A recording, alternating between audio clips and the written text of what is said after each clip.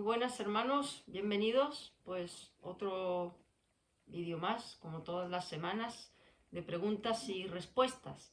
Como siempre les digo, anímense, no tengan ningún inconveniente en hacer cualquier pregunta que quieran formularme, incluso si es antigua, una que ya han hecho anteriormente y no le ha quedado claro o quieren volver a oír la explicación. Estaré encantada de poder hacerlo. No es ningún problema hacer la misma pregunta las veces que sean necesarias. Siempre digo que como se aprende es preguntando. Preguntando. El que no pregunta es el que sale perdiendo. Se queda con la duda. No hay que tener ni vergüenza ni nada, porque nadie nace aprendiendo. Nadie nace sabiéndolo todo. Es el aprendizaje, y más cuando se trata de la palabra de Dios, que hasta el último día de nuestra vida, hasta que Dios nos recoja de aquí, vamos a estar aprendiendo, porque la palabra de Dios es infinita. No hay nadie, y el que lo diga, pues verdaderamente tiene un problema de orgullo y de soberbia. Yo lo sé todo, yo ya sé todo lo que viene en la Biblia, no tengo nada que aprender. No, no es así. Eso se puede decir de cualquier otro libro, pero no de la Biblia, porque el autor es infinito. En la Biblia hay diamantes escondidos que a simple vista pues no se perciben. Esos diamantes se extraen por medio de no solo la lectura, no solo del estudio, sino a través de escudriñarla profundamente, detenidamente, y no necesariamente esas perlas se extraen a los 2 años, a los 20, a los 15. Es que hasta que Dios nos recoja, vamos a seguir aprendiendo de la palabra de Dios. O sea que no hay nadie que pueda decir, yo ya sé todo lo que viene en la Biblia y todo lo entiendo. No. El que dice eso, pues no ha entendido nada, efectivamente.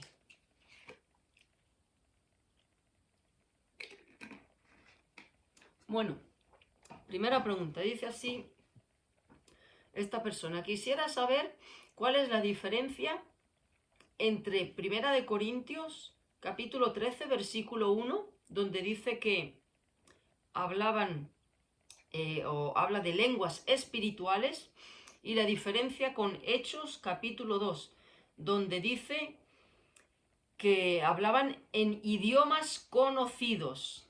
Bueno, son dos contextos que no tienen nada que ver el tema, porque Hechos capítulo 2 está hablando de la venida del Espíritu Santo que se derramó sobre los que estaban en el aposento alto, y el Espíritu Santo se manifestó dándoles la capacidad de hablar lenguas, idiomas que existían, entendibles, para así poder comunicar el Evangelio pues a gente de muy diversas naciones.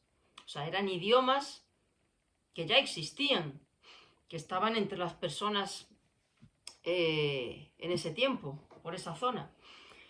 Y el contexto de Primera de Corintios, capítulo 13, versículo 1, dice concretamente así. Viene en el capítulo donde hace énfasis de lo que es el amor, cómo se manifiesta el verdadero amor. Y dice concretamente: si yo hablase lenguas humanas y angélicas, pero no tengo amor, vengo a ser como metal que resuena o címbalo que retiñe. Es decir, por muy bien que hable, por vamos a decir, por mucha verborrea que tenga, o mucha doctrina pura, casi perfecta, pero no tengo amor, de nada sirve que hable o que predique como un ángel. Lo que está haciendo énfasis es que el amor está por encima de todo, absolutamente de todo. Aquí hace énfasis en la importancia del amor, que no importa cuántas capacidades tengamos, o cuántos dones tengamos, o cuántas habilidades tengamos, si no tenemos amor, no sirve de nada eso. Si predicamos como pueda predicar, por poner un ejemplo, el arcángel Gabriel, si no tenemos amor, no sirve de nada esa elocuencia, esa capacidad de transmitir el mensaje. Si no hay amor, el amor está por encima de cualquier don. O sea que son dos contextos diferentes. No significa a una lengua angelical, a un idioma de ángeles, no. El contexto de aquí es que por muy bien que hables, que por muy buena, como he dicho, doctrina o enseñanza que puedas transmitir, si no hay amor no te sirve de nada. Es como un ruido ahí de fondo que molesta. Esa es la explicación de 1 Corintios 13, y la de Hechos es otra.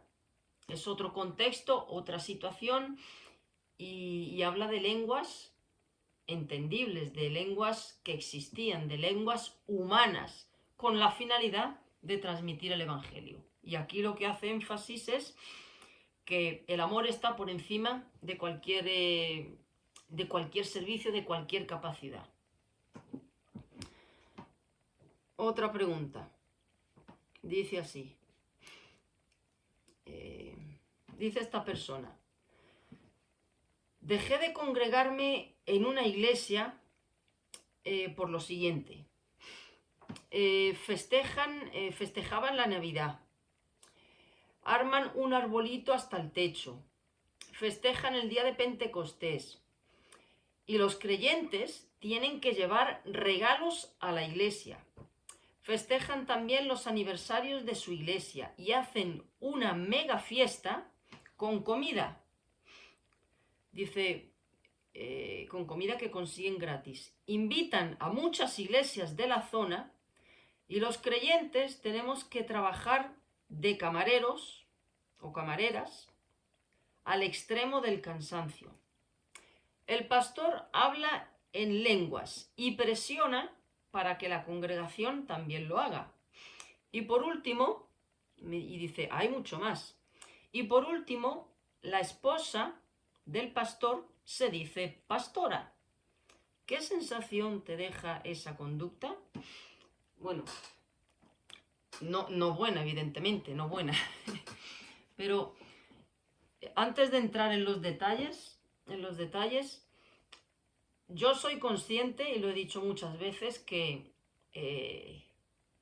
las iglesias hoy en día, no todas, pero una de las señales, por ejemplo, de la segunda venida de Cristo, o que anticiparían, que van a anticipar la segunda venida de Cristo, es la apostasía, que se manifiesta de muchas formas. No solamente la apostasía se manifiesta en iglesias casando personas del mismo sexo y todas estas locuras que estamos viendo a la orden del día, donde hay incluso pastores que se disfrazan de drag queen, iglesias que celebran Halloween.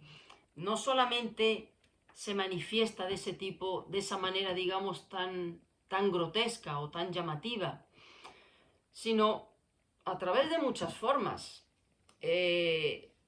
Sabemos que la iglesia perfecta no existe en la tierra. Hermano, en el momento en el que uno entra en una iglesia, ya se ha convertido en una iglesia imperfecta. Porque entro yo, entra el hermano, o sea, somos seres imperfectos. La iglesia es un hospital de pecadores, no es un museo de santos, de gente perfecta, de gente que solo sabe amar, que no hace daño al otro. No, es todo lo contrario, es un hospital de miserables pecadores redimidos por Cristo. Por eso hay tantas cosas mal. Ahora bien, ¿es eso ahora voy con todos estos ejemplos. ¿Es eso un pretexto para que digan muchos creyentes, y lo voy a seguir diciendo siempre, no voy a la iglesia porque la iglesia tiene esto, tiene esto, tiene esto, tiene esto, tiene esto, tiene esto? Y también hay que incluir al final, y también estoy yo ahí dentro, porque nosotros formamos parte de todas esas imperfecciones. Quizá no hagamos ciertas cosas, pero somos imperfectos. No es pretexto para decir no me congrego. La Biblia dice claramente, bien claro, no dejéis de congregaros. Y eso no es el sofá de la salita de estar, hablando por YouTube con otro hermano. Eso no es congregarse, no, eso no es. Eso es compartir con otro hermano, pero no es congregarse. De hecho, Pablo iba fundando iglesias por un montón de sitios. Ahora, dentro del abanico que hay, ¿qué es lo que debemos de hacer? Buscar la que sea más afín a la palabra de Dios, la que sea más bíblica. Una iglesia donde no se predica de la santidad de Dios, de la ira de Dios, de la justicia de Dios, de niégate a ti mismo, donde no se predica del infierno, donde no se expone el pecado de las ovejas. De las ovejas. También hay cabras en las iglesias, muchas. Pero las ovejas necesitan alimento. Las ovejas necesitan que se les exponga el pecado. Una iglesia donde no alimenta a las ovejas para que crezcan en santidad y en conocimiento de Cristo, donde no se habla pues del compromiso con Cristo, de la obra expiatoria de Cristo, de las demandas de Cristo a cada una de sus ovejas, donde no se expone la sana doctrina, pues no hay que estar ahí, no hay que estar ahí, así de sencillo. Ahora bien, es cierto que siempre lo digo y vuelvo a hacer énfasis y me detengo en este punto porque es importante. Hay que saber distinguir temas secundarios de pilares de la fe que son inamovibles. ¿A qué me refiero con esto? Ya lo he dicho muchas veces, lo vuelvo a decir. Salir de una iglesia porque esa iglesia no opina lo mismo en temas escatológicos, pues no. Simplemente obvia esa parte porque es un tema secundario. Salir de una iglesia porque el pastor opina que las mujeres deben de ponerse velo, pues es un tema secundario, no afecta en nada a mi doctrina concerniente a la salvación, a temas innegociables de la fe cristiana. Hay que saber distinguir todos esos puntos que son secundarios. Ahora bien, vamos por ejemplo, entonces, hermano, busca la iglesia, y no me refiero concretamente a esta persona, va para esta persona, pero también para tantos creyentes que salen de una, se meten a otra, luego ven que aquí hay errores y se van a otra. Si estás en una iglesia donde se predica la sana doctrina, pero hay cosas que no te van a gustar, que no estás de acuerdo, pues simplemente obvia esas cosas. Si no tienes otra mejor a dónde acudir, obvia esas cosas secundarias. Ahora bien, por ejemplo, voy con los ejemplos que pone esta persona aquí. Bueno, yo siempre digo que el problema no es que la iglesia se haya ido al mundo, es que la iglesia ha dejado que el mundo entre completamente en la iglesia. Y muchas iglesias se han convertido, pues, en, ¿cómo se dice? En centros sociales, centros en una especie de comunas sociales.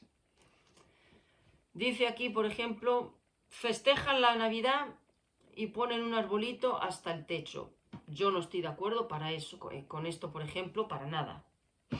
Para nada. Estoy de acuerdo con celebrar la Navidad ni que pongan un arbolito. Ahora, si esa iglesia tiene una buena doctrina, pero pone un árbol de Navidad y festeja la Navidad, ¿qué le recomiendo yo a esta persona? No vayas ese día que hacen, por ejemplo, una fiesta de Navidad. Obvia ese tema, simplemente déjalo a un lado, ignóralo. Estoy diciendo si estás en una iglesia de sana doctrina, porque que está mal, desde luego yo rechazo un árbol de Navidad totalmente, ni hay que celebrar la Navidad. Ahora, yo respeto, es un asunto de conciencia, de que la otra parte pues quiera ponerlo. Yo no lo comparto, pero a mí no va a afectar a mi salvación ni a mi doctrina un árbol de Navidad, para nada. Que no estoy de acuerdo, no estoy de acuerdo en absoluto, pero no salgas de una iglesia por un árbol de Navidad, es lo que quiero, digamos, transmitir. Otro ejemplo, por ejemplo, festejan el día de Pentecostés y los creyentes llevan regalos. Todas estas actividades demuestran en lo que caen muchas iglesias, en un activismo religioso que a veces ya hasta sale de lo religioso porque ya se confunde con el mundo.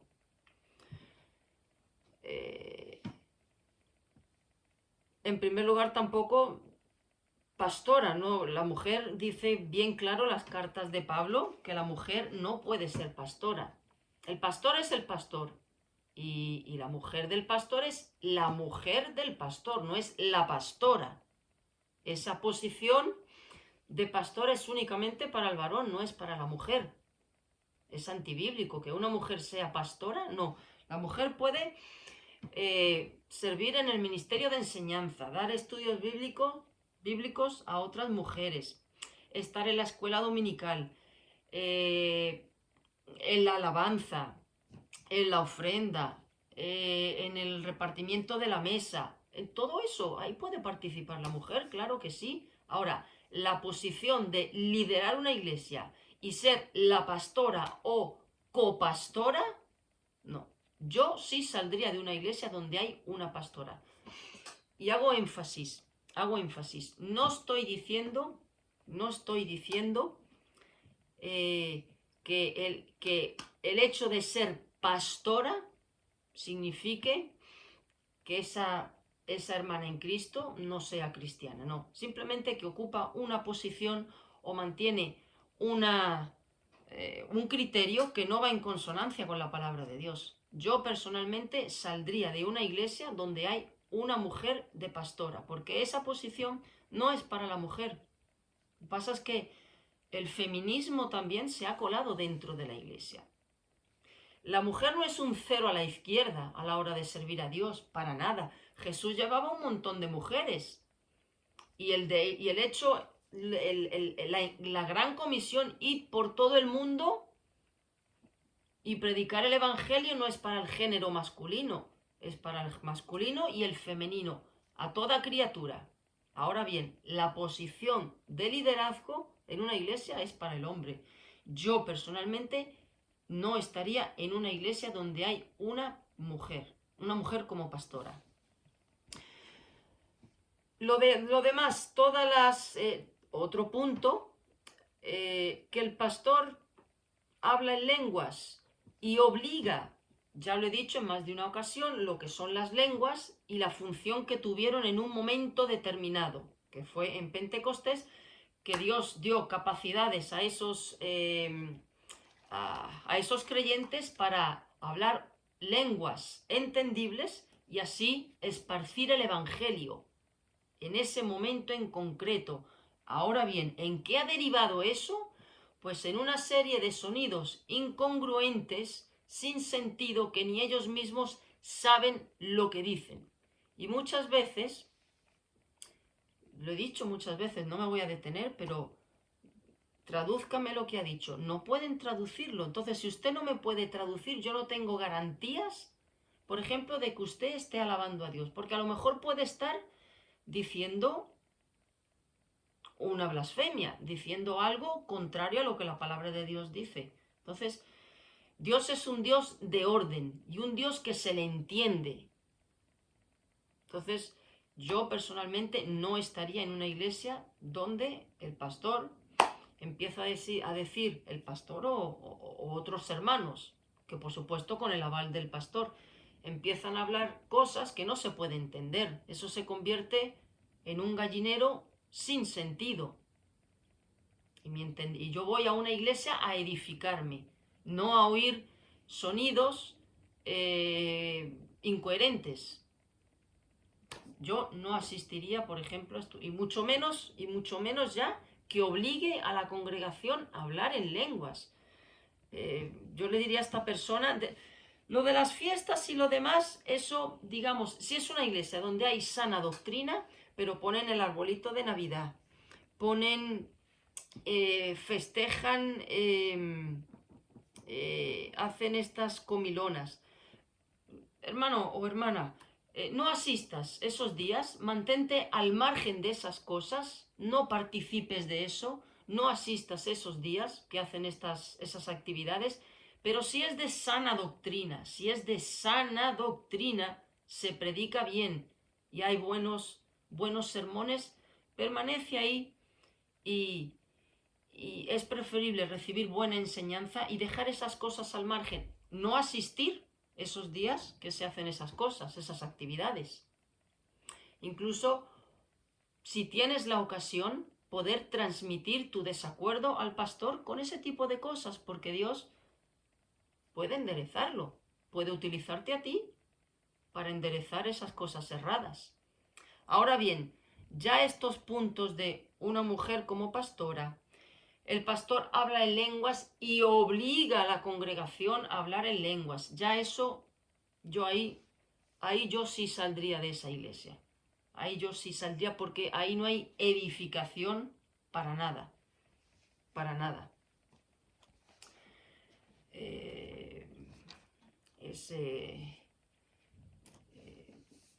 Es evidente que... Es que muchas veces suele ser que iglesias, por ejemplo, que tienen todo este tipo de activismo o de festejos mundanos, no suelen tener buena doctrina, no suelen tenerla.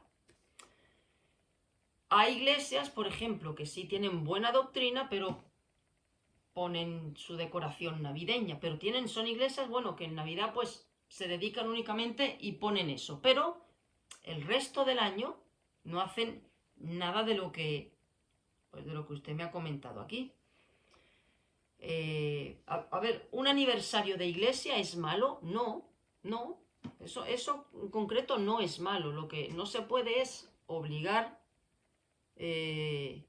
como usted dice aquí, obligar o prácticamente hasta la extenuación a trabajar a los creyentes. El que quiera participar de eso, que lo haga, pero digamos presionar para nada. Pero suele ser que iglesias que celebran Halloween, que en Navidad celebran la Navidad de una manera que no se sabe distinguir si es el mundo metido dentro de la iglesia. Halloween, la Navidad de una manera mundana 100%. Todas estas cosas suele coincidir que son iglesias que no tienen buena doctrina, buena enseñanza. Bueno, y por lo que veo aquí es lo que deduzco. El pastor habla en lenguas, obliga a la congregación a hablar en lenguas, hay una mujer de pastora y un montón de activismo, pues que lo único que hacen es distraer a las ovejas en vez de alimentar a las ovejas. Yo personalmente saldría de esta iglesia y buscaría una de sana doctrina, donde no haya ni pastora, ni se hablen lenguas. Y bueno, si en Navidad ponen su arbolito de Navidad y su decoración, pues obvia eso, óbvialo, pero es preferible quedarse en un lugar donde uno es alimentado espiritualmente y tiene buena doctrina, y no que privarse de una iglesia porque pongan un arbolito de Navidad. A veces hay que poner en la balanza. No todo puede ser a nuestro gusto, no todo va a ser perfecto, siempre va a haber cosas, pero hay que saber, digamos, conviene, no conviene, pero cosas ya que rozan, digamos, que son claramente, digamos, ya que afectan a la doctrina, pues sal, y lo del arbolito, pues óbvialo. Pero yo concretamente a esta persona le diría que saliese de de esta iglesia. Por los puntos que he dicho, mayoritariamente mujer pastora, pastor habla en lenguas y obliga a la congregación, pues yo no soy edificada en un sitio así, para nada, porque quien me está predicando no debería de subirse al púlpito. Y si hablan en lenguas no me estoy enterando de nada, por lo tanto no me edifica. Prefiero ir a una iglesia donde tenga buena enseñanza, buena doctrina, me edifique. Que en diciembre ponen su arbolito, bueno, pues óbvialo y ya está, óbvialo. Te conviene más recibir el alimento espiritual a, digamos, privarte de eso por un arbolito de Navidad. La iglesia perfecta no la vamos a encontrar, entonces hay que saber ver puntos fundamentales y puntos secundarios. Me he detenido más en esto, pero porque creo que el tema de las iglesias es importante. Yo, por ejemplo, ahora estoy en una iglesia, salí anteriormente de una y ahora estoy en otra. Y perfecta no es, no, pero me edifico con los sermones, son francamente buenos, exhortan, son muy buena doctrina. Y me edifica mucho espiritualmente, soy alimentada espiritualmente. Pero iglesia perfecta no existe, pero hay que saber sopesar. Ustedes se pueden ir a la iglesia de MacArthur, a la iglesia de quien sea, de cualquiera, Paul Washer, cualquier iglesia, digamos, de sana doctrina, y van a encontrar cosas que no le va a gustar. ¿Me tengo que ir de esa iglesia? No, salgo perdiendo porque me privo de lo que verdaderamente importa, que es ser alimentada espiritualmente. Eso hay que... La iglesia, por ejemplo, de John MacArthur, a mí me gusta mucho ese pastor. Yo he visto en algún que otro vídeo que hay decoración navideña y todo. ¿Voy a dejar de ir a esa iglesia que verdaderamente es de sana doctrina y buena porque pongan unas lucecitas? Pues no, salgo perdiendo. Entonces hay que saber, digamos, tener ese balance.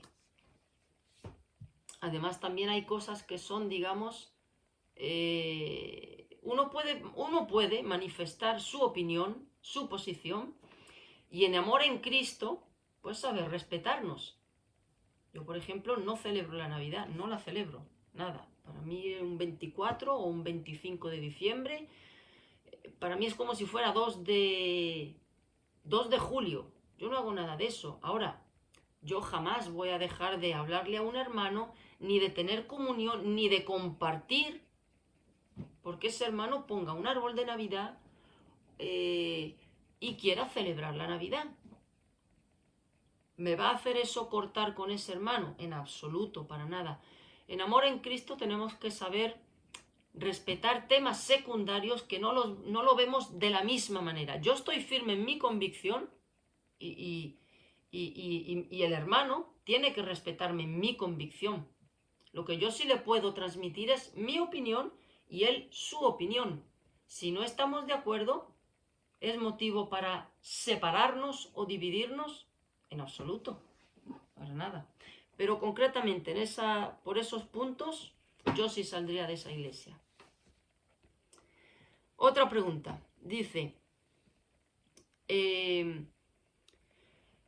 si un hermano cristiano dice que le da gracias a Jesucristo por salvar su alma al sacrificarse en la cruz por él, pero alega que no le puede retribuir con obras, palabras y pensamientos porque no hay manera de cómo pagarle, y se escuda en Efesios capítulo 2 versículo 8, ¿será que en realidad no ha recibido con sinceridad a Cristo? Bueno, yo diría todo lo contrario.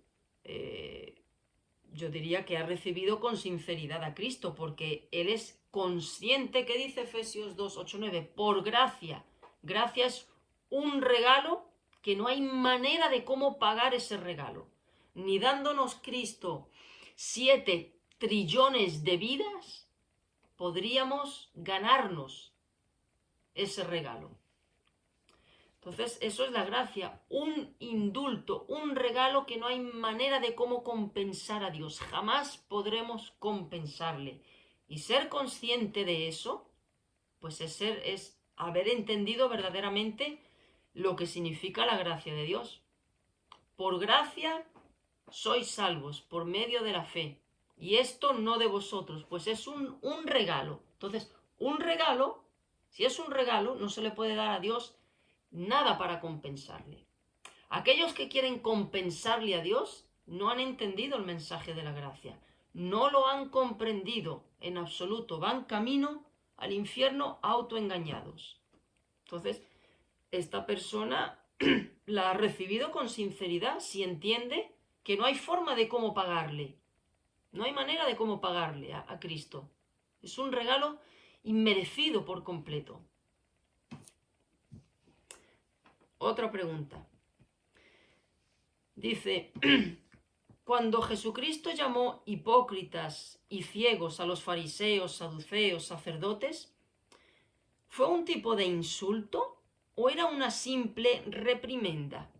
¿Cómo diferenciar un reproche con afán constructivo de un insulto con finalidad de causar daño? Bueno, eso viene en Mateo 23, donde Cristo le hace una serie de acusaciones a los fariseos muy fuertes, donde concretamente le dice, fijaros todo lo que le dice, a los escribas y fariseos les llama hipócritas, insensatos, ciegos, necios, sepulcros blanqueados, serpientes, generación de víboras, hijos del infierno.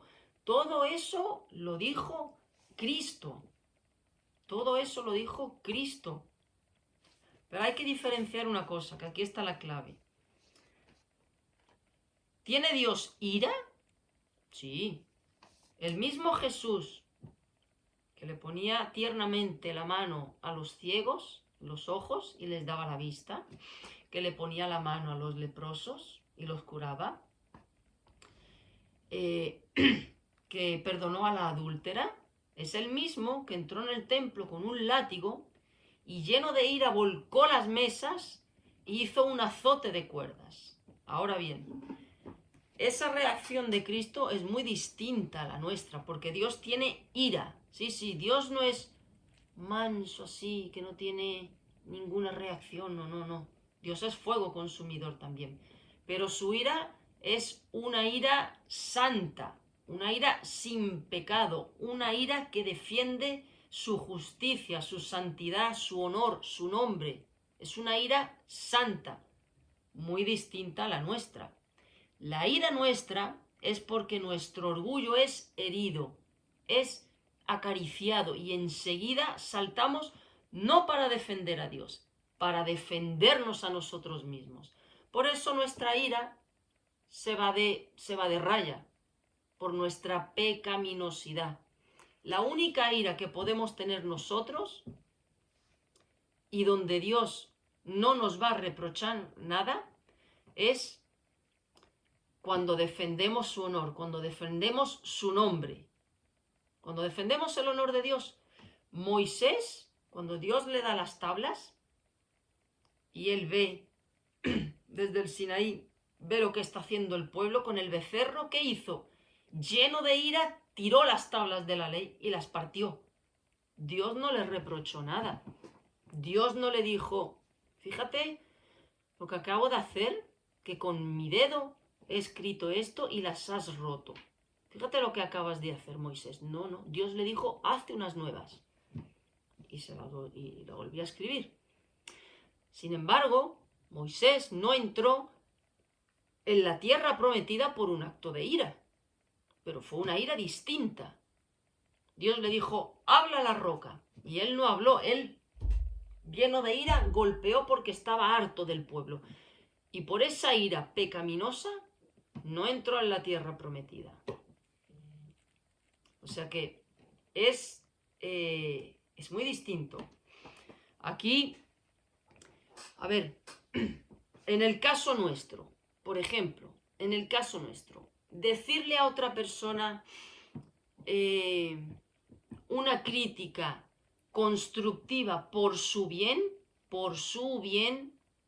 ¿es pecado? No, eso es amor, eso es amor.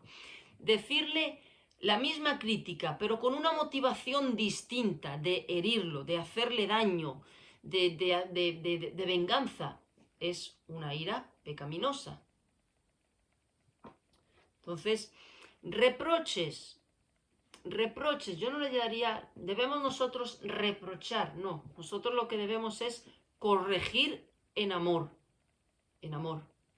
Ahora, a veces se corrige con una motivación mezquina, con una motivación que el fin no es el restaurar a esa persona, el ayudarla, el hacerle ver su error para que salga de ese error y enderezca su camino. No, el fin es herirlo, dañarlo, hundirlo. Eso es pecaminoso. Pero la ira de Dios no es así. Es el acto que tuvo Cristo aquí.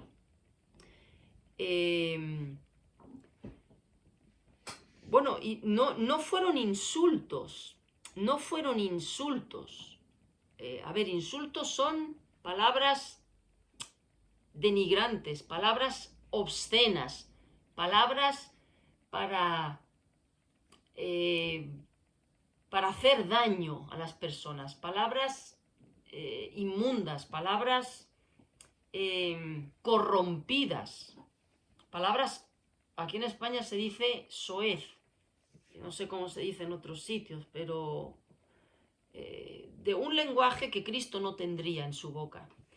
Pero lo que Cristo le dijo aquí son calificativos, calificativos fruto de una ira santa. Hipócritas. Hipócrita no es un insulto, es un calificativo.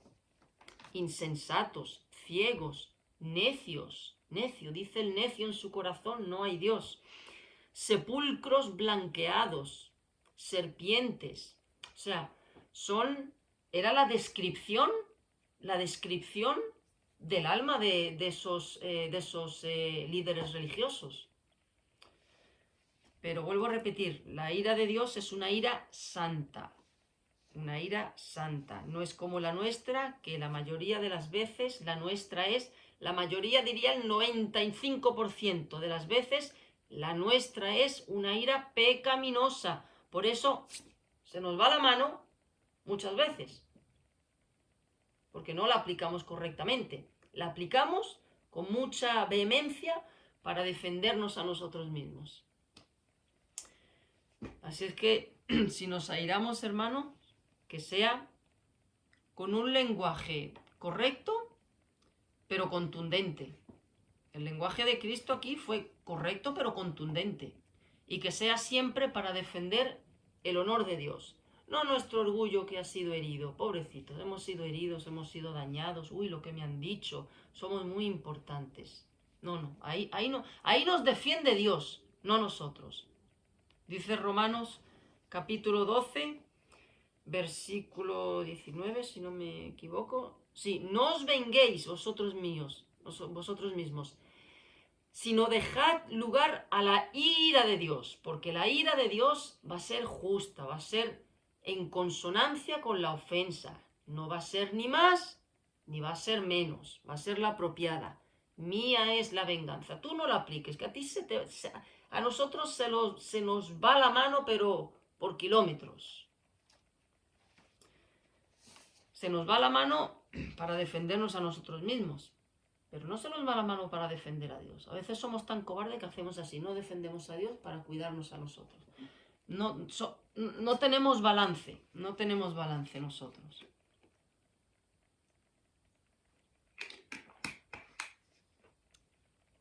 Dice ahora, otra pregunta. Dice esta persona, si no entendemos uno o varios versículos bíblicos,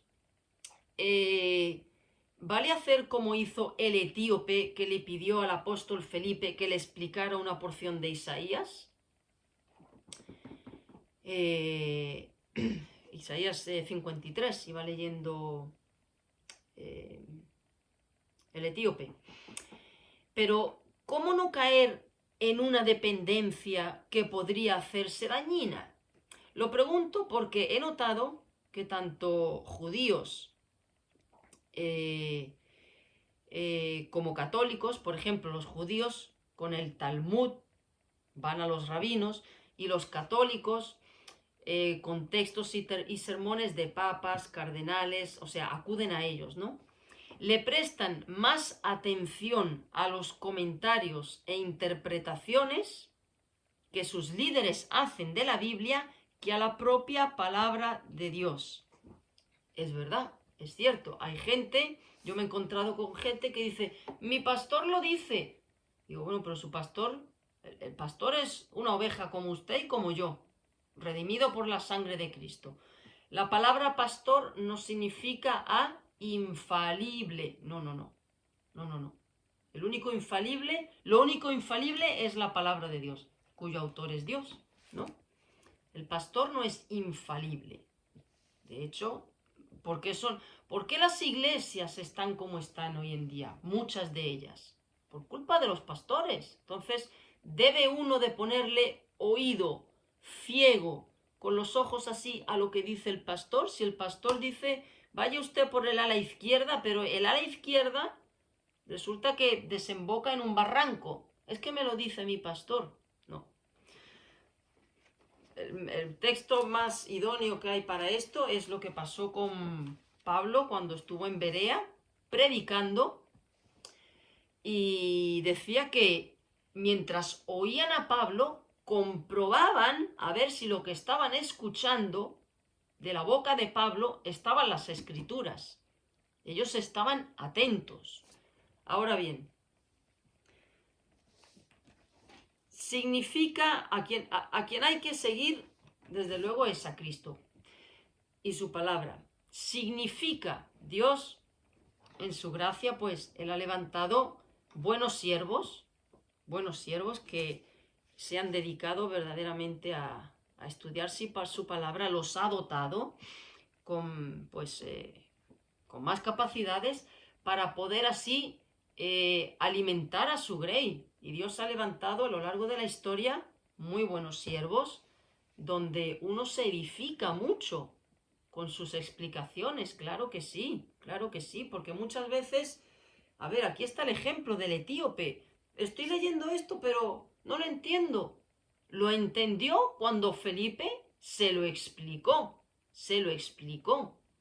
¿Significa eso que toda explicación que nos den tenemos que decir así es? No. Esa explicación tenemos que contrastarla si va en consonancia con lo que dice la Biblia. Lo mismo que hacían los bereanos con Pablo.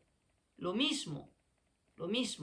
Todo lo que llega a nuestros oídos, todo, de procesarlo, a ver qué dice la palabra en esto. Pero a veces uno necesita de la ayuda de otros hermanos que lleven más tiempo en la fe, que dominen más un tema en concreto para que lo expliquen, para que nos lo explique. Claro que sí, eso es lícito, eso es válido. De hecho, la Biblia lo habla, unos ha constituido maestros, a otros pastores, a otros ancianos. Claro que sí, el cuerpo de Cristo está para edificarse unos a otros. Y entre esa edificación está la enseñanza, la explicación, que te desmenucen un texto, que te lo expliquen. Y eso verdaderamente, cuando lo hacen, pues se entiende algo que uno no entendía con anterioridad. Claro que sí. Ahora bien, todo lo que llega a nuestros oídos debemos de contrastarlo a ver si es así. Y si no nos queda claro, volver a preguntar o ir a otro hermano a preguntar. Por supuesto que es lícito buscar a hermanos que sepan más, que lleven más años en el Señor, que estén más preparados. Por supuesto que sí, por supuesto que sí. Ahora bien, no significa que a la persona donde vayamos no se pueda equivocar. No se puede equivocar. Los pastores no son infalibles. Lo que es infalible es la palabra de Dios. Eso sí es infalible. Pero si no te queda claro lo que te ha dicho ese hermano, ves a otro hermano y pregúntale. ¿No te queda claro? Ve a otro y contrasta, contrasta, contrasta. Pero claro que es válido, por supuesto. Pero esa doctrina de el Papa habla ex cátedra. No, no, no, no, no. Lo único infalible es la palabra de Dios. Entonces, lo que hay que hacer es como los bereanos. Ir a ese pastor, ir a ese hermano. Mira, hermano, explícame esto que no lo entiendo. ¿Tú cómo lo ves? Explícamelo. Y quizá el Señor utilice a ese hermano, para hacerte entender lo que no entiendes. Muchas veces Dios se hace uso de otro hermano para abrir nuestro entendimiento en un tema en concreto. Otras veces no, otras veces nos lo revela directamente leyéndolo. Otras veces oyendo un sermón. Pero siempre todo lo que llega a nuestros oídos, siempre hay que contrastarlo con la palabra de Dios. Yo me he encontrado muchos creyentes, ¿no? Lo dice mi pastor. No, no, pero eso me lo ha dicho mi pastor. Pero el pastor es un hombre, el pastor ocupa ese cargo, pero el pastor se puede equivocar.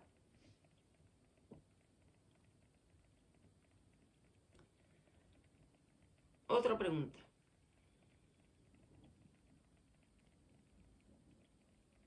Dice esta persona, ¿qué interpretación debemos darle a lo que dice Proverbios 13:3 y 21:23? Proverbios 13:3 y 21:23. Y sigue preguntando, ahora los leo, sigue preguntando esta persona. En algunos canales cristianos, citando estos versículos, se dice que hay que cuidar las palabras y evitar calificativos adversos contra nosotros mismos, porque es como automaldecirse, aunque esto también suele encajar con lo que dice el Evangelio de la Prosperidad y otras charlatanerías como declarar victoria y no derrota en uno mismo. A ver, Proverbios 13:3 dice esto: el que guarda su boca, guarda su alma, mas el que mucho abre sus labios, tendrá calamidad. Y el 21:23 dice esto: el que guarda su boca y su lengua, su alma guarda de angustias. Bueno, estos versículos en realidad a lo que hacen alusión es a la prudencia. El prudente, yo siempre digo que la prudencia es lo que el sabio hace al principio y el necio hace al final. Mientras menos hablemos, mientras más guardadito tengamos las cosas, vamos a librar nuestra alma de muchos males, de muchos males. La prudencia es una gran virtud que debemos de cultivarla. El saber callar es una gran virtud porque nos va a proteger de muchos males, de muchas situaciones que por abrir la boca de más nos metemos en problemas. Entonces, a lo que hace alusión estos dos textos es a eso, es a medir nuestras palabras, ser prudentes, pensar antes de hablar y evaluar. ¿Conviene lo que voy a decir? ¿Edifica a otra persona? ¿Vale la pena? ¿Debo de derramar eso en esa persona? Es un llamado a la prudencia a la hora de hablar. A la prudencia a la hora de hablar para guardarnos, pues, del boomerang que se nos puede venir de vuelta por abrir de más la boca. A eso hace alusión estos dos textos. No en sentido de hacer calificativos adversos contra nosotros mismos. No, lo que está haciendo alusión es a la prudencia a la hora de hablar. Pensar antes de hablar, porque cuando pensamos antes de hablar, pues nos vamos a evitar muchas situaciones desagradables. A ver, otra pregunta. Dice esta persona, ¿qué piensas del filioque? La doctrina que dice que el Espíritu Santo procede de Dios Padre y del Hijo, la cual acepta el catolicismo y el protestantismo. Pero la ortodoxia lo niega, dice que el Espíritu Santo solo viene del Padre. Bueno, a ver, por ejemplo, si vemos aquí, está claro que Dios es un Dios trino, la Trinidad, Dios Padre, Dios Hijo y Dios Espíritu Santo. Es un Dios en tres personas. Humanamente, digamos, para que se pueda entender, no sé, yo lo explico así. A ver, un hombre, por ejemplo, puede ser al mismo tiempo esposo, padre, hijo, ¿no? Esposo, padre e hijo. Hace funciones diferentes, ¿no? Padre también hace de hijo y también hace de esposo, pero es la misma persona, es el mismo ser. A mí me gusta explicarlo así porque digamos que es más entendible. Pero si vemos Juan capítulo 14, versículo 26, dice lo siguiente. Esto es Jesús hablando. Cuando prometió enviar al Espíritu Santo, dice Jesús a los discípulos, mas el Consolador, el Espíritu Santo, a quien el Padre enviará en mi nombre. Él os enseñará todas las cosas y os recordará todo lo que yo os he dicho. El Padre lo va a enviar. Juan capítulo 15, versículo 26, dice también Jesús. Pero cuando venga el Consolador, a quien yo os enviaré del Padre, el Espíritu de verdad, el cual procede del Padre, Él dará testimonio acerca de mí. A ver, para mí parece indicar que el Espíritu Santo es enviado por ambos, tanto por el Padre como por el Hijo. El Espíritu Santo, mucha gente piensa que, digamos, como que tiene menos valor, como que está como por debajo. No. El Padre elige, es un Dios trino, el Padre elige desde antes de la fundación del mundo, el Hijo salva y el Espíritu Santo sella. Es el mismo Dios, es el mismo Dios. Yo veo aquí que tanto el Padre como el Hijo son los que envían el Espíritu Santo. Lo acabo de leer en estos dos textos. Esa es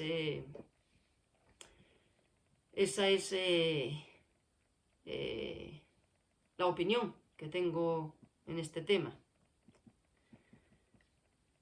A ver, otra pregunta. Dice aquí. Dice, ¿qué sabes de la teosis? Que es el concepto cristiano ortodoxo de transformación espiritual del ser humano. ¿Qué interpretación le das? Bueno, la teosis, pues, a ver, diría que es la transformación espiritual del cristiano para ir creciendo en semejanza a Cristo. Es una transformación que empieza su proceso en el momento en el que ese pecador se arrepiente de sus pecados, recibe a Cristo como su Señor y Salvador y el Espíritu Santo viene a morar dentro de él. A partir de ese momento, hasta la muerte, o hasta que venga Cristo y se lo lleve en el arrebatamiento, hay un proceso donde ese cristiano es poco a poco renovado, transformado en semejanza al carácter de Cristo. No es que se vuelva una deidad, no, sino que se va pareciendo al carácter de Cristo. Bueno, es la transformación que se produce cuando hay un verdadero nuevo nacimiento. En unos es más rápido, se ve más evidente, en otros es más lento, se ve menos, porque no todo el mundo va a la misma velocidad. Lo importante no es lo importante es que siempre, unos más, otros menos, pero siempre nuestro carácter vaya y nuestra transformación personal se pueda ver cada vez más el brillo de Cristo. Y eso solamente ocurre cuando el Espíritu Santo mora dentro de nosotros. No necesariamente todas las áreas de nuestra vida. Si leemos Gálatas 5:22, más el fruto del Espíritu es amor, gozo, paz, paciencia, benignidad, bondad, fe, mansedumbre, templanza. Todo eso se va a ver todos los frutos. No, no es así. Hay cristianos en los que va a haber algunos que se puede decir es que esto brilla por su ausencia, pero en general se va a ver que esa persona pues va creciendo en conformidad a la imagen de Cristo. Es la transformación que se va produciendo en el nuevo creyente. En otras palabras, pues sería lo que es el proceso de santificación, si se puede decir de esta manera. De hecho, en 2 de Pedro, capítulo 1, versículo 4, dice, sed perfectos como vuestro Padre es perfecto. ¿Significa que vamos a llegar a ser intachables? No, pero la aspiración es a ser cada día más parecidos a Él, a Jesús. Otra pregunta. Dice así. ¿Por qué cuando Pablo de Tarso se hizo apóstol y se unió a los demás apóstoles, no les llamaron los 13 y siguieron refiriéndose a ellos como los 12? Bueno, pues porque para que seas denominado no se le incluyó entre los 13 porque simplemente él no coincidió con él en su ministerio terrenal ni fue testigo de su vida. Pablo no coincidió con Cristo.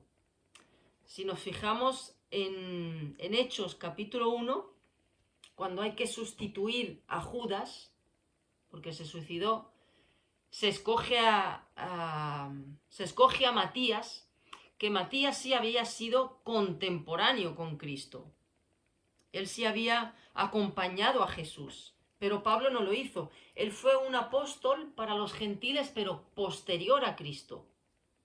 Fue un apóstol para Cristo, pero posterior. Por eso no se habla de los 13, porque no fue contemporáneo a Cristo. No estuvo en su ministerio con él. No fue testigo presencial de su vida. Por eso son los 12. Cristo pasó toda una noche orando para escoger a 12 hombres. A escoger a 12, que lo iban a acompañar en su vida terrenal. Esos son los 12 apóstoles. Los 12 apóstoles. 12 hombres que él preparó para enviarlos al mundo a predicar el Evangelio. Pablo vino luego, no coincidió con él en su ministerio ni fue testigo de su vida. Está, digamos, fuera de tiempo. Fue un apóstol, pero destinado a los gentiles, pero fue fuera del tiempo del ministerio de Jesús. Por eso no se le incluye. No se dice los 13 apóstoles. Otra pregunta. Dice, ¿qué hacer si uno siente que no escucha a Dios, aunque ore y lea la Biblia? Bueno, nuestra relación con Dios no tiene que estar basada, y esto sí que es bien peligroso, en nuestras emociones, en nuestros sentimientos, en nuestras percepciones. No es ahí donde tiene que estar, digamos, depositada nuestro descanso, nuestra fe. No, no, no. Nuestras emociones hoy están arriba, mañana están abajo. Hoy están bien robustas, mañana están desinfladas. Entonces no es un lugar estable. Nuestras percepciones humanas cambian continuamente. Cambian continuamente. Por eso mucha gente, hay cristianos que dicen, bueno, yo es que no siento, no me siento, pues no oro. No, no, no. Precisamente cuando no sientas deseos de orar o de leer, es cuando más tienes que hacerlo. Y cuando uno ora, el oído del Señor siempre está atento, aunque nosotros a veces sintamos que Dios no escucha. Él está escuchando, Él oye siempre. No oigamos ni nos apoyemos en nuestros sentimientos, en nuestras percepciones, en nuestras emociones. Son cambiantes. El pecado está siempre en ellas, siempre, siempre para generarnos, nos crean dudas, hace que nos enfoquemos en nosotros mismos en vez de descansar en su palabra. Y Él dice que Él es inmutable, Él dice que siempre escucha, Él dice que el Señor acampa alrededor de los que le temen, que su oído está inclinado a escucharnos. Aunque a veces pensemos, como dice,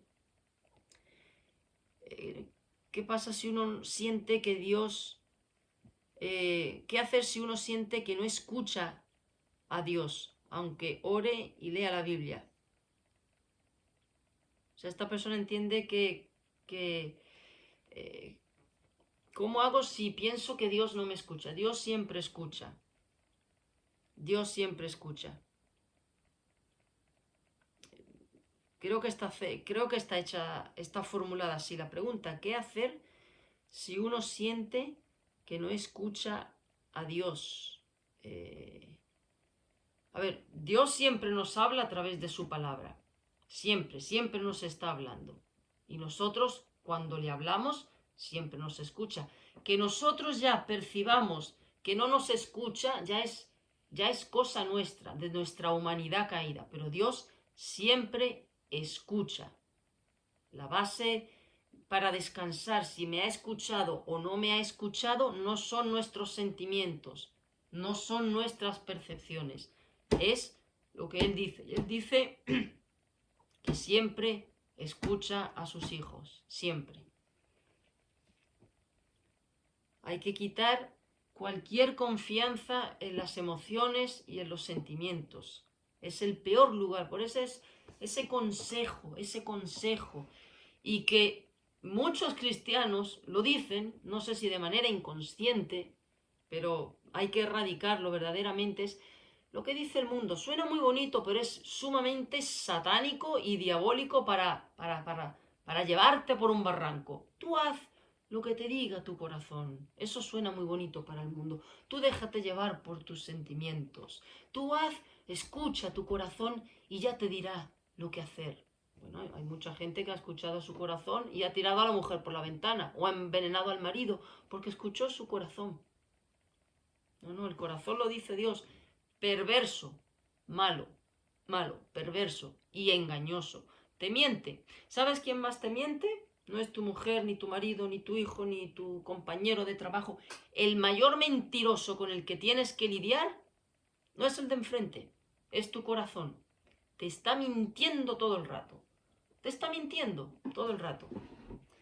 Pero ahí es donde lo que hay aquí, que es la palabra de Dios, tiene que bajar aquí y decirle, te callas la boca porque Dios dice esto. Tú no me vas a gobernar. Me va a gobernar lo que Dios dice. No pongamos oído al corazón. Dios tiene montones de advertencias sobre la ruina que causa ponerle oído al corazón. Que para el mundo suena, hasta se hacen poesías. Escuché a mi corazón, escuché a mi corazón. Eso suena, sí, suena para una poesía, pero es diabólico. Otra pregunta, dice, relacionado con lo anterior y con la idea de llevar cautivo ante Cristo todo pensamiento, eso viene en 2 Corintios 10, versículos 5 y 6. Y más para evitar que corrompa el corazón, está bien hacer como sugieren algunos hermanos, que es hacer una oración rápida, con ojos cerrados, luego abrir la Biblia y donde se abra al azar, en esas páginas estará la respuesta. ¿Hay otra forma de pedir dirección a Dios? Bueno, no hagan esta fórmula. Esto lo he contado, pero es un caso verídico. Hubo un hermano que hizo esto. No sé qué me quiere decir Dios. A ver, voy a buscar la voluntad de Dios. Señor, voy a abrirla, por favor, y la abro y donde ponga el dedo ahí en ese versículo entenderé que esta es tu voluntad. Y cayó. Cuando Cristo le dijo a Judas, lo que vas a hacer, ves y hazlo ya. No sé, no recuerdo si cayó ahí o donde dice, y fue y se ahorcó. Y entonces ya, ay, Señor, ¿me habrás hablado tú? ¿Tú quieres que me ahorque? Esto lo hizo una persona, esto es verdad. O sea que no empleen esa técnica, no empleen esa técnica, porque eso es diabólico. A ver, dice esta persona, ¿hay otra forma de pedir dirección a Dios? Pues sí, evidentemente. En primer lugar, Dios dice claramente en Santiago, capítulo 1, versículo 5, que si alguno tiene falta de sabiduría, que se la pida a Dios, que Él la da abundantemente y sin reproche, sin reproche. Dios dice, pedís mal, por eso no recibís, para gastar en vuestros deleites. O sea que a Dios, por supuesto, que se le puede pedir sabiduría. Ahora bien, dice, pedir dirección. Dios es un Dios de orden. Dios es un Dios de orden. Y quiere que seamos ordenados. Y cómo Dios nos revela su voluntad o su dirección para nuestras vidas en su palabra. Si es que está todo aquí, todo está en su palabra, absolutamente todo. No hay que coger ningún libro didáctico ni nada, está todo aquí. Todo lo que necesitamos está aquí, está aquí. Entonces, todo en su palabra.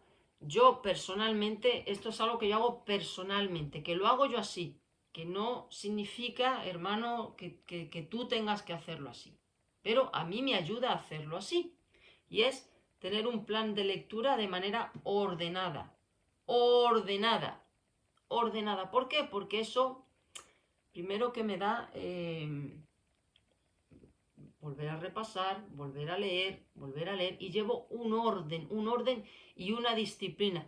Para crecer en santificación hay que tener disciplina. Hay que tener disciplina en la lectura, disciplina en la oración.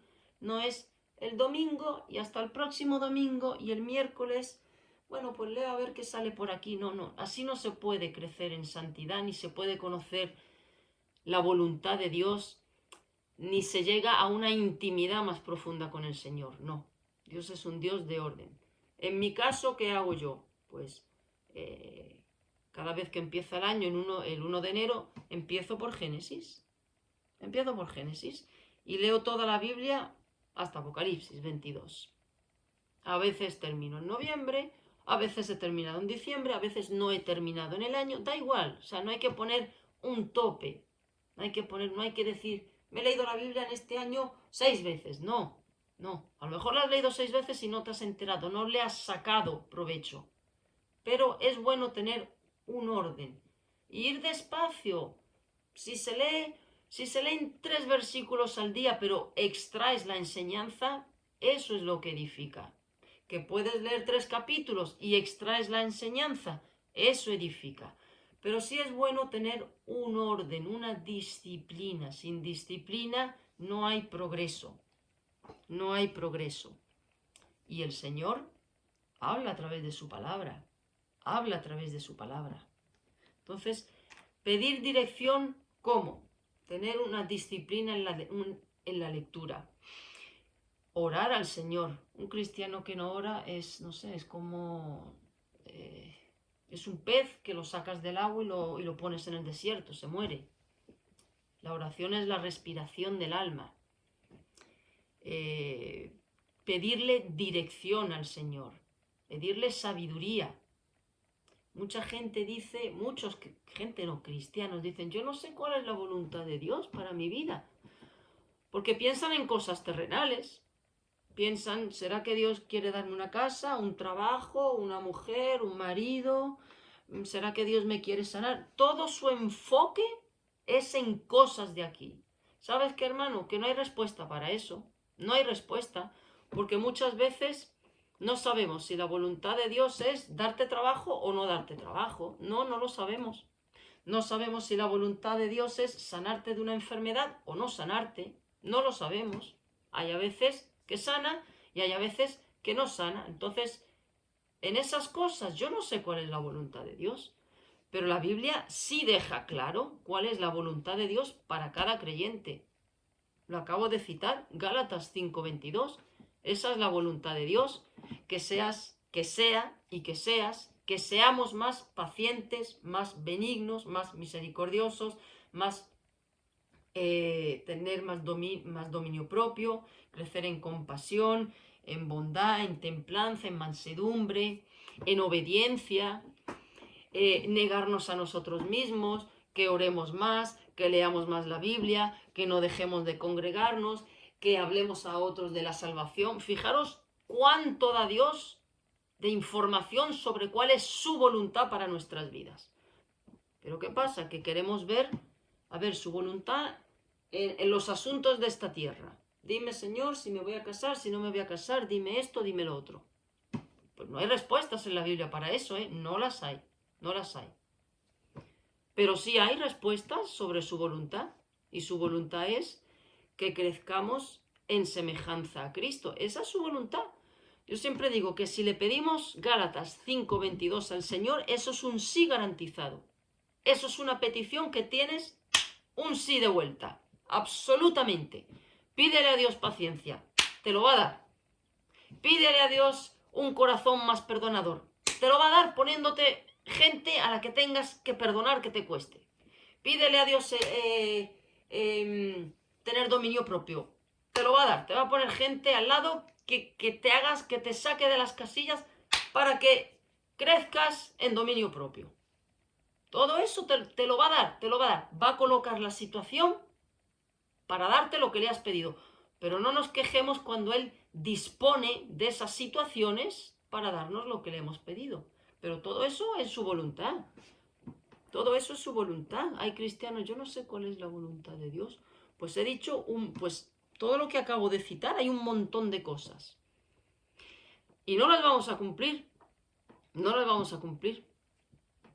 Hasta que nos muramos, no vamos a poder, vamos a estar en esa lucha con esas cosas. Pero todo eso es la voluntad de Dios. Pedir dirección, todos estos aspectos que he mencionado. Y es así como Dios se revela. Es así como Dios se revela. Lo que pasa es que a la gente, el nivel del cristianismo se ha rebajado tanto, se ha rebajado a algo de... Te pregunto, dámelo, respóndeme rápido, como si Dios fuera una especie de amigo de turno que está ahí para sacarnos de situaciones apretadas y que nos dé respuesta a los afanes de esta vida. Pero eso no hablo de inconversos, hablo de cristianos, Pero menos mal que Dios sigue siendo Dios y no se rebaja al nivel de nosotros, a atender nuestras impertinencias, porque no tienen otro nombre. Así es que dirección a Dios. Dame sabiduría, Señor. Dame sabiduría para esta situación en mi vida. Dame sabiduría para esto. Dame sabiduría para lo otro. Dame tu dirección. Ciérrame esta puerta, Señor, si no es para ti. Puedes manifestarle el deseo. Claro que sí, Dios es un padre. Dios no es un Dios como tienen, un Dios mitológico, como se inventa la gente, que no existen, pero que son rígidos. No, Dios es nuestro Padre, que Él dice, ven, derrama todo. Ven, cuéntamelo, dime tus deseos. Pero luego yo decido lo que es bueno y lo que no es bueno para ti. Pero para que se te quite la ansiedad, derrámalo delante de mí. Expónlo, no porque yo necesite enterarme, sino porque así liberas tu alma de esa carga y la carga la llevo yo. Y luego Dios decide si su respuesta es sí o si su respuesta es no. En cosas, en cosas materiales, en asuntos de esta vida. Ahora bien, en asuntos espirituales sabemos claramente cuál es la voluntad de Dios. Dirección. Pedirle dirección para todo en esta vida. Dios es un Dios cercano para cualquier asunto de nuestra vida. Y pongo ejemplos prácticos. Señor, ¿es tu voluntad de que yo tenga ese trabajo? Me gustaría tenerlo. Pienso que es bueno para mí, pero yo no lo sé. Dirígeme. Si no es lo que tú tienes para mí, ciérrame las puertas y ábreme las puertas donde tú quieras abrirme las puertas. Puedes pedírselo así, por ejemplo. Señor, si es tu voluntad de que me case, si es tu voluntad, porque también cabe la posibilidad de que no sea su voluntad. En la viña del Señor hay de todo. Entonces, si es tu voluntad, ponme la persona adecuada. Si no es tu voluntad, pues dame contentamiento y ciérrame las puertas. Todo, todo. Pedirle dirección en todo, pero eso es una comunicación. Eso es un hablar. Un hablar. Eso se cultiva con una relación personal. Pero hay gente que tiene la Biblia como si fuera la lámpara de Aladino. Necesito comprarme un coche. A ver qué me dice el Señor. A ver, qué encuentro por aquí. A ver, no os afanéis por haceros ricos. O sea, pero todo eso pasa por un pecado que es la pereza, la vagancia, el poco esfuerzo. Si es que yo te animo, hermano, cualquiera, no solo con la persona que ha hecho esta pregunta, para todos. Para mí la primera, tener un orden en nuestra comunión con Dios. Lectura de la palabra, orar, tener comunión con otros hermanos. No existe el cristiano llanero solitario, no existe eso. Congrégate, oye sermones, estudia la palabra, todo eso ayuda en nuestro caminar con el Señor y para que Dios nos vaya guiando, nos vaya dirigiendo. Otra pregunta.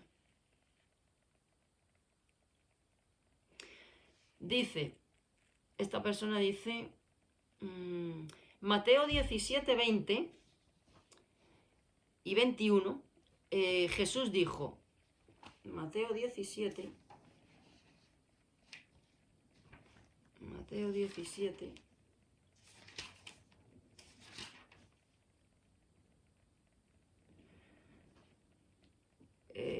cuando Jesús sana a un muchacho lunático, dice, Jesús dijo, pero este género no sale sino con oración y ayuno.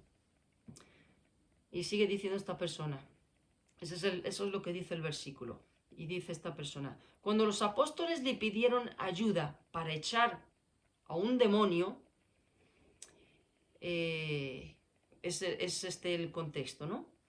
Que no pudieron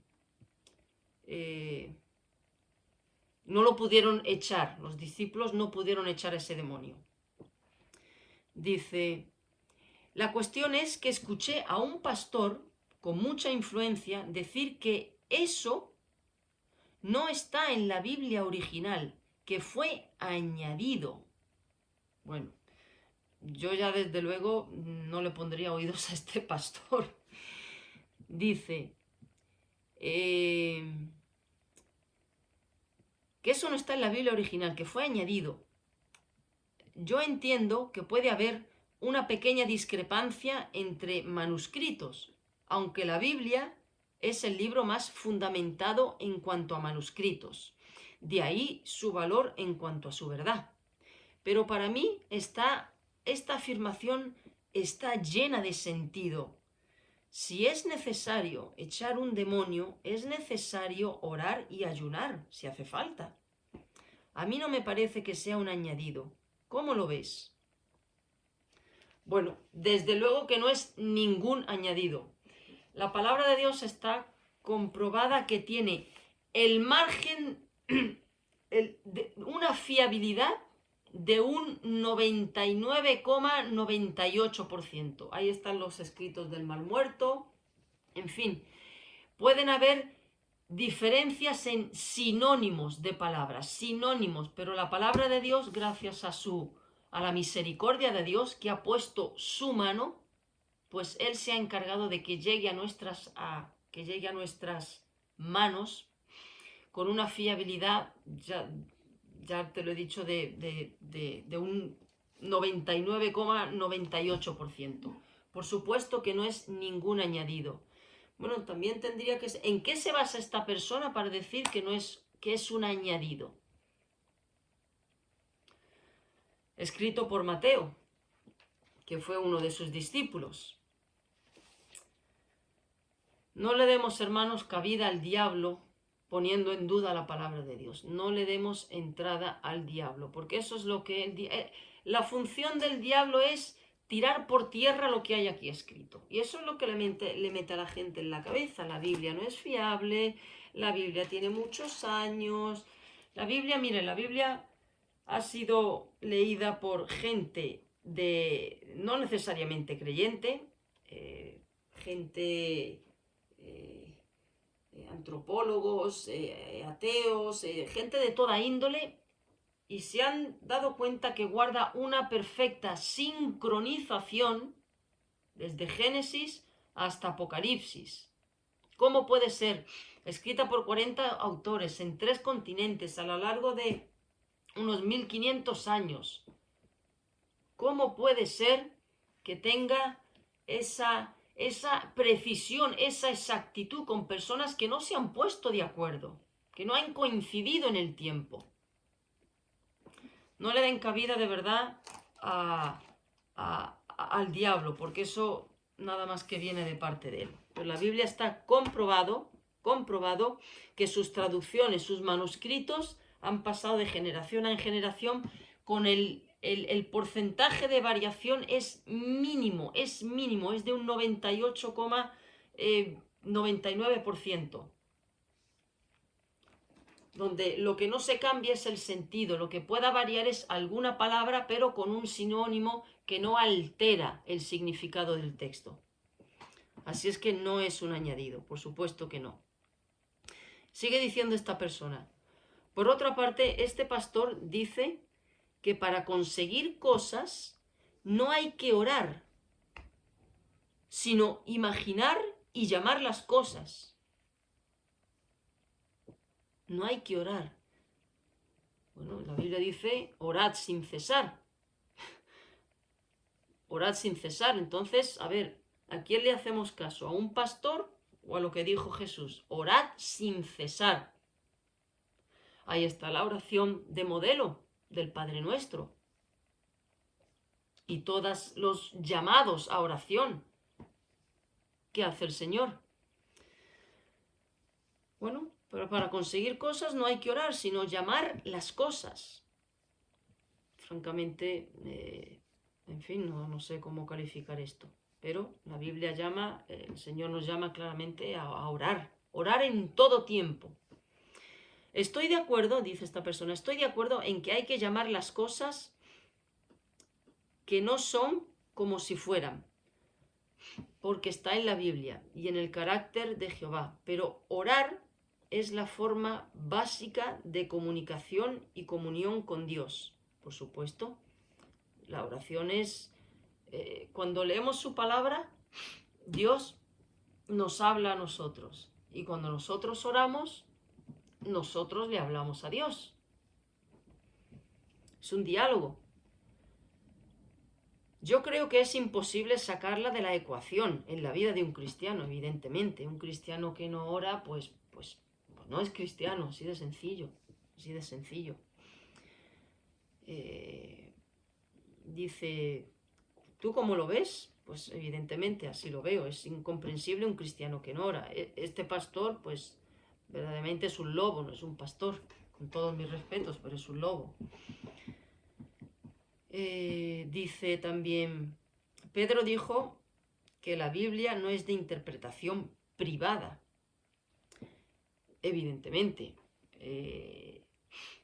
la Biblia es, lo dice claramente que no es de interpretación privada, que es para toda criatura. Y dice, ¿tú qué dirías a los agnósticos que siempre están diciendo que la Biblia, cada uno la interpreta a su manera, o que es el resultado de la cultura, de la época, etcétera? Bueno, esta gente, agnósticos, ateos, que dicen, esas personas que dicen, la Biblia tiene muchas interpretaciones, no, lo dicen, ¿por qué? ¿Pero por qué dicen eso? ¿Por qué? Porque no tienen al Espíritu Santo, así de sencillo, no lo tienen. El Espíritu Santo, cuando entra dentro de la vida de un pecador que recibe a Cristo como su Señor y Salvador, le abre el entendimiento, le revela su voluntad, le hace entender las cosas. Pero esta gente opinan así porque están en tinieblas. Están en tinieblas. ¿Qué dice Primera de Corintios, capítulo 1, versículo 18? ¿Qué dice? Lo dice claramente. ¿Por qué no entienden? ¿Por qué? Porque tienen el entendimiento entenebrecido. Primera de Corintios 1, 18. Dice, porque la palabra de la cruz es locura a los que se pierden, pero a los que se salvan, esto a nosotros es poder de Dios. Dice el versículo 19, pues está escrito, destruiré la sabiduría de los sabios y desecharé el entendimiento de los entendidos.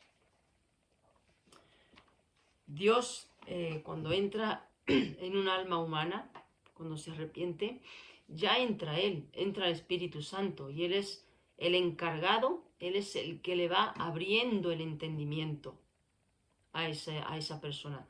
¿Por qué hacen estos argumentos y estas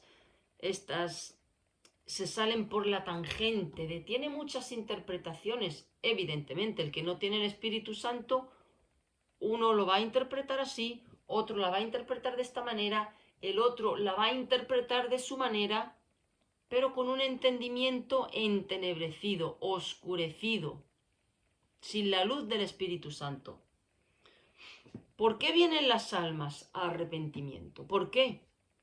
Porque Dios abre el entendimiento y Dios no te revela a ti la verdad de una manera, el plan de salvación a ti de una manera, el plan de salvación a aquel de otra manera, a aquel le revela ese mismo texto de otra manera. No.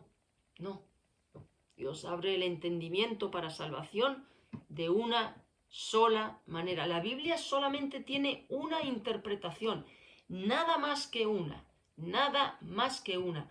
Por ejemplo, Apocalipsis solo tiene una interpretación, nada más que una. Tiene una.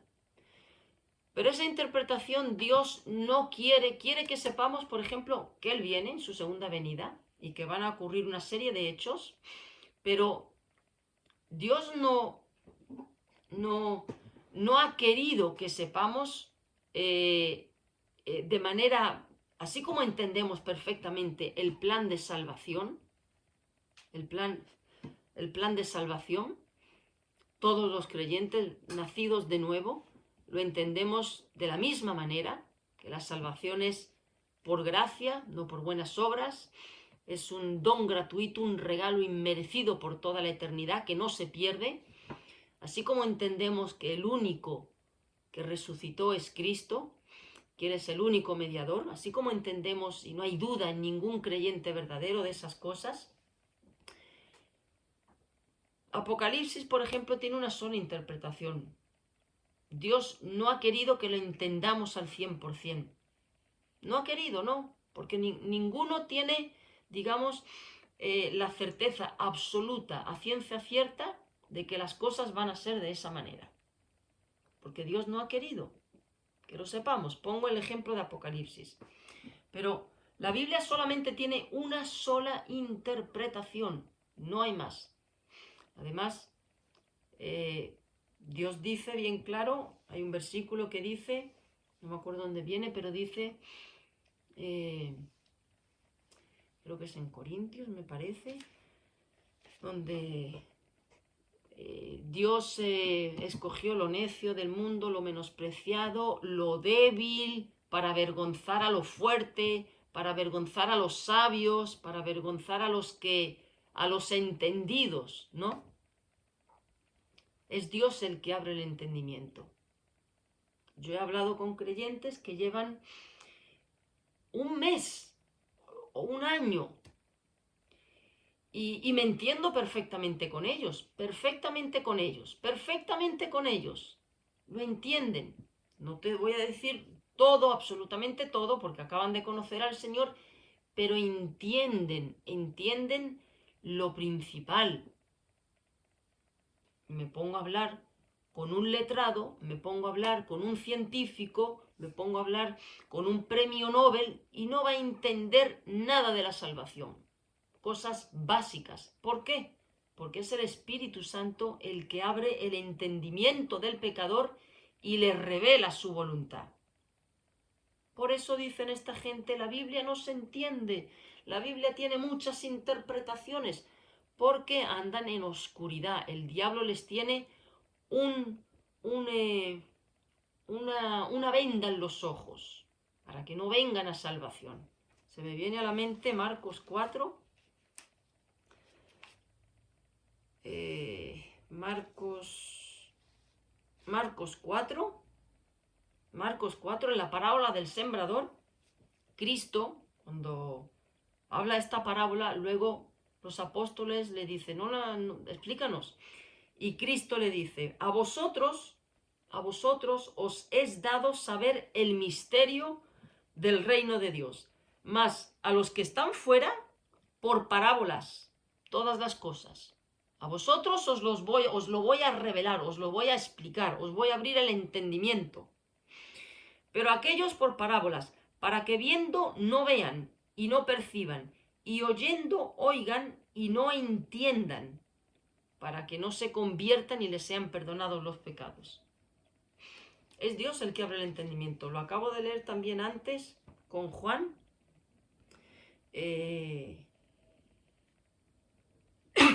14:26, antes, cuando hablé sobre el Espíritu Santo, de quién viene, del Padre y del Hijo, o solo del Padre. Y leí Juan capítulo 14, versículo 26. Mas el Consolador, el Espíritu Santo, a quien el Padre enviará en mi nombre, Él os enseñará todas las cosas y os recordará todo. ¿Por qué dicen esta gente agnósticos, psiquiatras, psicólogos? La Biblia no se entiende, no se entiende. ¿Por qué? Porque no tienen el Espíritu Santo dentro, no la pueden entender, no la pueden entender. ¿Cómo puede ser que gente analfabeta, gente que no sabe leer prácticamente, que ha aprendido a leer con la Biblia? Yo he hablado con gente así y tienen el mismo lenguaje que yo, en el sentido de lo entienden igual que yo. ¿cómo puede ser? Y yo he hablado con gente muchísimo más preparada, con muchísimos más años y mucha más preparación, y la entienden igual que yo, porque es el mismo espíritu el que obra. Por eso no la entienden.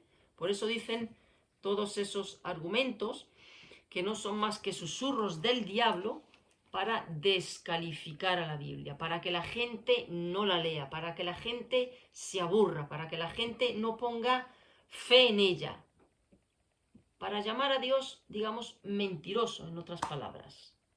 Así es que este pastor que ha dicho que eso fue un añadido, no sé qué, es un lobo, es un lobo.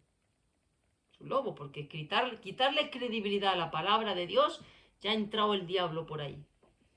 Así es que, no, la Biblia, además, otro versículo que viene a la mente que dice, sí, Padre, porque así te agradó revelárselo a estos pequeñitos. O sea, Dios le revela su palabra a aquel que es suyo. Y eso lo hace el Espíritu Santo.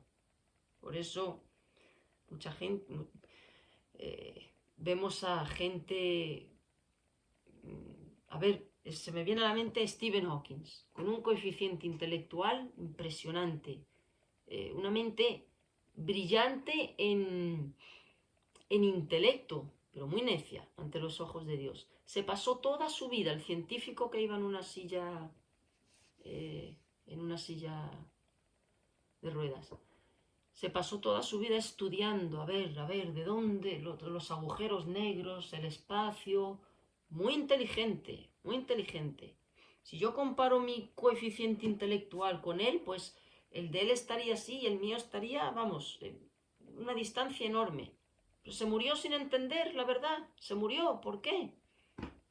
¿Por qué? Porque el que quita la ceguera espiritual es el Espíritu Santo. Por eso opinan esta gente así. Y el diablo es muy astuto, el diablo va a poner gente en posiciones altas, gente preparada, psicólogos, psiquiatras, escritores, científicos, gente que, digamos, ante esos títulos, pues se callan, bajan la cabeza y dicen, pero ¿cómo van a estar equivocados?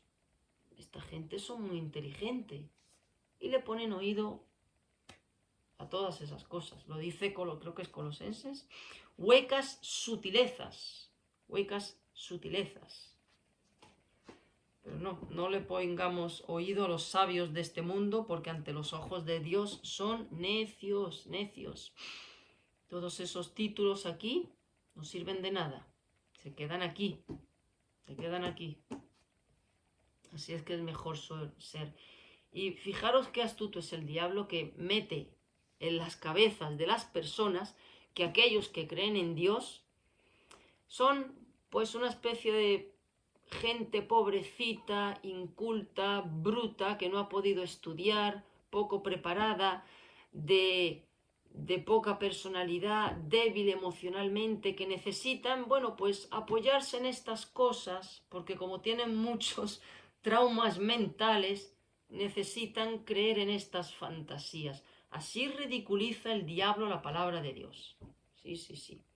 Así engaña, así engaña. Es un querubín con una mente brillante, la tuvo brillante para hacer el bien. Y la sigue teniendo brillante, pero para hacer el mal. Para hacer el mal.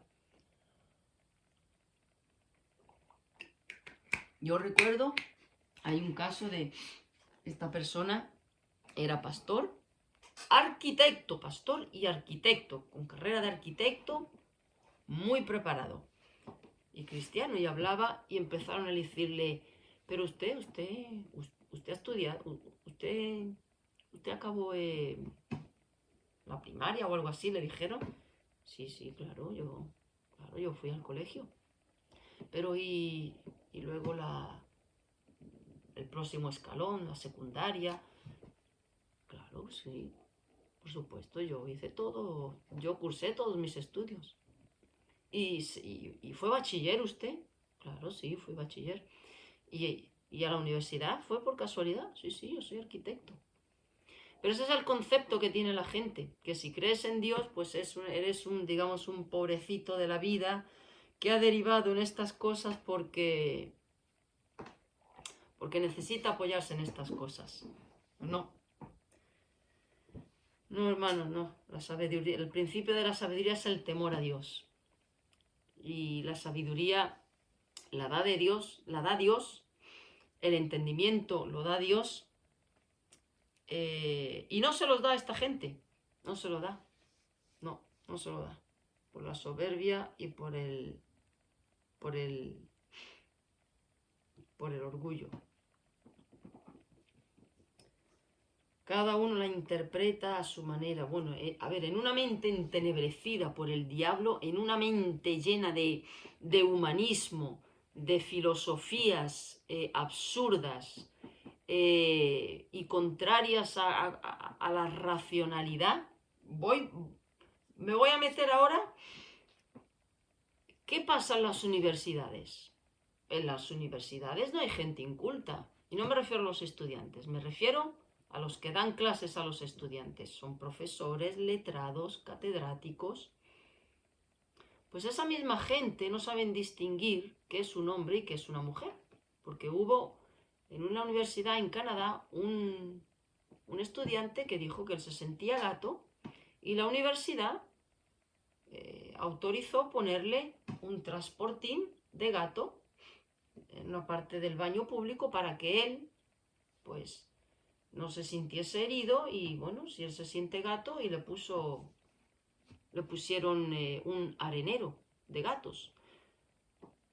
Gente catedrática, gente con estudios, gente con másters. Bueno, a eso lleva el entenebrecimiento mental. Así nubla Satanás la mente. Por eso dicen muchas interpretaciones. Evidentemente, en una mente así caben miles de interpretaciones. Miles de interpretaciones. Pues ya está, esta era la última. Creo que no se me ha olvidado, espero que no. Espero que no. Y pues nada, oramos. Gracias, Señor, por este tiempo. Gracias por poder compartir de tu palabra, poder estudiarla, poder exponerla con otros hermanos. Gracias porque en ella encontramos absolutamente todo lo que necesitamos. No necesitamos ninguna fuente humanista, ni ningún psiquiatra, ni psicólogo, ni terapeuta emocional para saber, Señor, cuál es tu voluntad en nuestras vidas. Ayúdanos a inclinar nuestro corazón para obedecerla, a afinar los oídos para rechazar lo que no venga de ti y recibir, Señor, con un corazón receptivo y humilde, pues lo que sirva para corregir y para enderezar lo que no entendemos. Gracias por este tiempo. En el precioso nombre de Jesús, Señor, bendice a todos los hermanos y ayúdanos en nuestro caminar contigo. En Cristo. Amén. Pues nada, hermanos, les animo a que sigan enviando las preguntas y nada, pues hasta la próxima. Ha sido un placer. Hasta luego.